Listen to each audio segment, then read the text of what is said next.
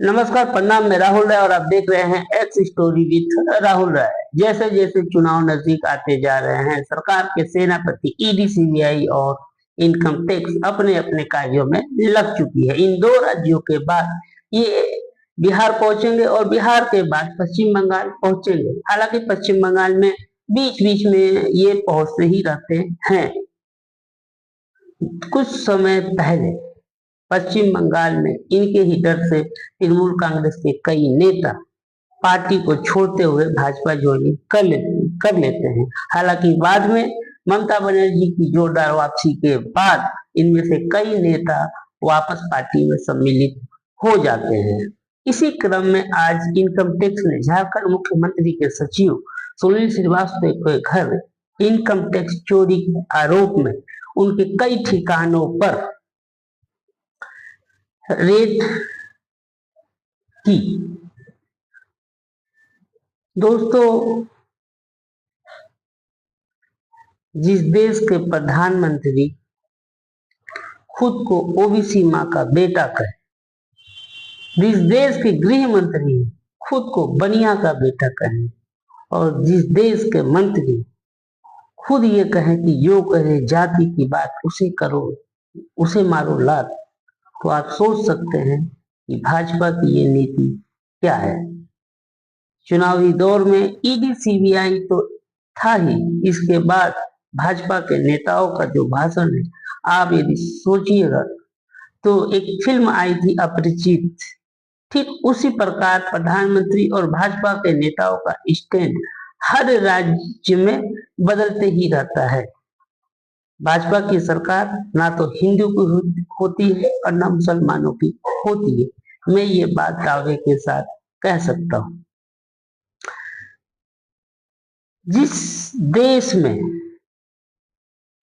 प्रधानमंत्री भाजपा का हो, राज्य सरकारें भाजपा का हो, उस देश के ही नेता यदि ये कहें कि आप बटेंगे तो कटेंगे, तो आप सोच सकते हैं कि इस देश के नेता इस देश को किस तरफ ले जा रहे हैं।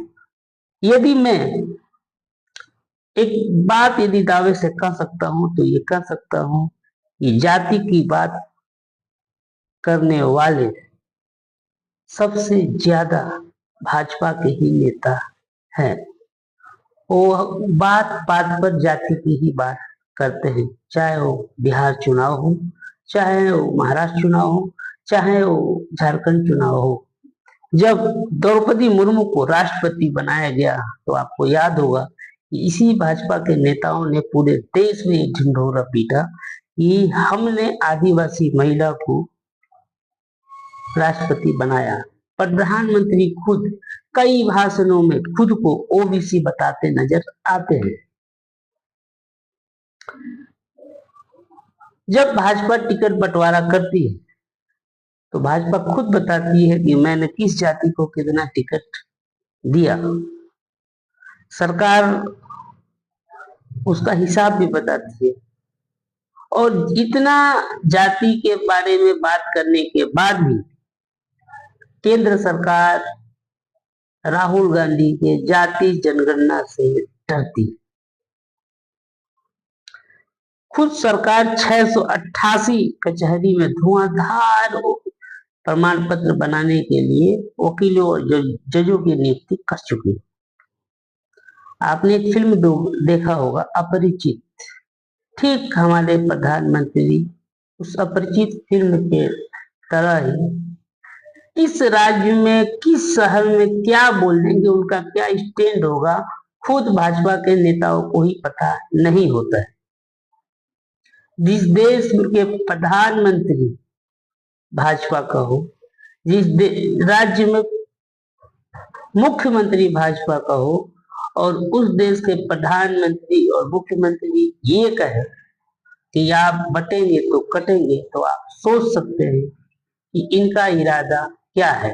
यदि बांटने की राजनीति करे तो लखनऊ एयरपोर्ट जो अडानी को दिया गया है, भक्ति खेड़ा गांव के जो वोटर है वो कट्टर भाजपा के ही है, मगर वो लोग वहां पर बटे नहीं।